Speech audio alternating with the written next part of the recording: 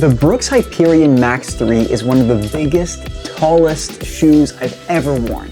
It breaks a lot of rules, it feels nothing like a Brooks shoe, and I kind of love it. Let me show you what I mean. Here's our full review. So I can call most Brooks running shoes a lot of things. Comfy, durable, light, but a word I rarely use is powerful. Until now, other brands like Nike, Adidas, Puma, On have all found out how to create big, bulky, and powerful workout shoes that explode you off the ground. And meanwhile, most of Brooks' faster running shoes have been kinda small. Until now. Enter the Hyperion Max 3, a super propulsive running shoe that combines a massive amount of foam and ample cushioning to make you go fast and also to save your joints for the next day. And its purpose? Threshold workouts, long runs, fartleks, kind of anything between an easy run and a race. Now, let's look at how this monster's made. Now, what jumps at me right away is the 46mm stack height. That is elite level high. It's mostly comprised of a 2-layer midsole, which has become pretty common in workout shoes. The first layer is Brooks' DNA Gold foam, which is their best and fastest and most responsive supercritical foam to date.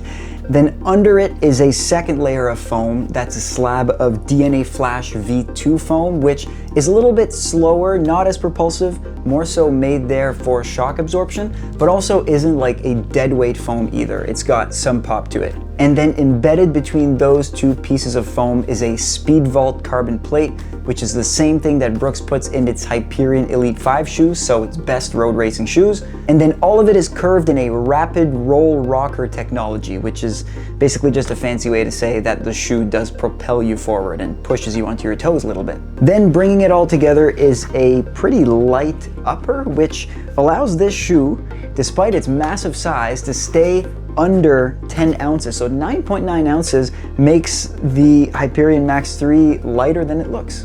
But altogether, the shoe is still almost a full ounce heavier and 10 millimeters taller than its predecessor, the Hyperion Max 2. I've rarely seen a shoe change so much in just 1 year. And the drastic switch up just made me wonder what Brooks was trying to do here. I got a little confused because I thought, Brooks already has a Max workout shoe, the Brooks Glycerin Max, which we reviewed on the channel last fall, and that, spoiler, I really like. And so what was the point of making a second big, bulky, and fast shoe for workouts? And also, is there a purpose for the Hyperion Max 3? Now, the one knock that I had on the Brooks Glycerin Max was that it wasn't all that fast of a shoe.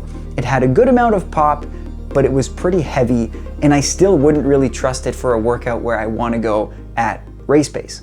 Was this shoe made to be a lot faster than the Glycerin Max? There was only one way to find out. On to the wear test. So now I understand the reasoning for having two Max shoes in the Brooks arsenal. This shoe is more aggressive than the Glycerin Max, like by a lot. I feel like the rock forward is stronger. I feel like I'm on my toes more. The flip side is that you could totally wear the Glycerin Max for an easy run. The Hyperion Max, not so much. I feel like it's tempos and up, or threshold runs and up. But I'm liking how heavy and powerful it is. It's kind of a departure from what else that Brooks has. Like, Brooks hasn't really made a type of shoe like this that has such a powerful midsole, and I kind of like the switch up.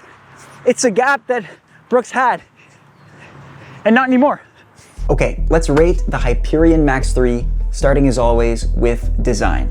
I was pretty generous here because I do think that Brooks identified the gap in their shoe offering and they created something that filled it perfectly. This is like a big, bouncy Max workout shoe, not made by accident, and I love the way that it looks. It gets an 8.1. It also did well on performance. So, 2-layer midsole. I think the key to a good big Max 2-layer midsole is to not have a slab of foam that's basically dead weight. You don't want much EVA in there. And this second layer of foam could have been EVA. It's super critical. It actually makes a difference, gives you some pop, and still saves the legs. I think this is a premium type of shoe that will blow its competition out of the water, at least in this category of the shoe market. So it gets an 8.2. Next up is comfort. Now, I will caution you that if you've been a lifetime Brooks user or Brooks runner, you will not find this shoe to feel like the others. So prepare for something different, not necessarily something bad. It doesn't have this like cushy, plush feeling of a Glycerin 22 or a Glycerin Max. If anything, I find that it does fit a little bit wide. Not uncomfortable by any means, but not really the same type of foot massage that some of the other shoes of this brand provide. So 7.6. And finally, value. Now, the Hyperion Max 3 is an elite workout shoe and it's priced as such. So I think it has an appropriate price point. If anything, I think this shoe is a better deal than Brooks' racing shoe, the Hyperion Elite 5. It gets a 7.9. And that brings the overall score for the Hyperion Max 3 to 8 flat. So what's the verdict? Should you buy the Brooks Hyperion Max 3? Well, if you want a big, powerful workout shoe that still feels quite lightweight compared to other shoes of its category, so I'm thinking the HOKA Skyward X or even the Nike Pegasus Premium, this might be a good option. It's a very lightweight alternative to these other big, bulky workout shoes out there. And frankly, it feels good on the feet for anything between marathon pace to even VO2 max workouts. It's a little bit big and bulky for track intervals, but if you're staying on the road, this is probably a good option. Meanwhile, you might want to stay away from this shoe if your sole goal is easy runs. This shoe's a bit too expensive for just that. It's got a whole lot of rock forward technology. If you're not willing to use it, you're probably better off buying something cheaper. But other than that, I don't really have many big warnings about this shoe. My take is that I think this is one of the best sneakers on the market this year. It's a versatile workout shoe, it's super fast, it's not something that Brooks has had in their lineup before. I just kind of love it. Of course, it's illegal for races because of the height, so again, keep it for workouts. But I've been thinking that if Brooks had a truly world-beating super shoe, it would be my brand of the year. They've nailed easy running shoes. They now have two very good and different max workout shoes.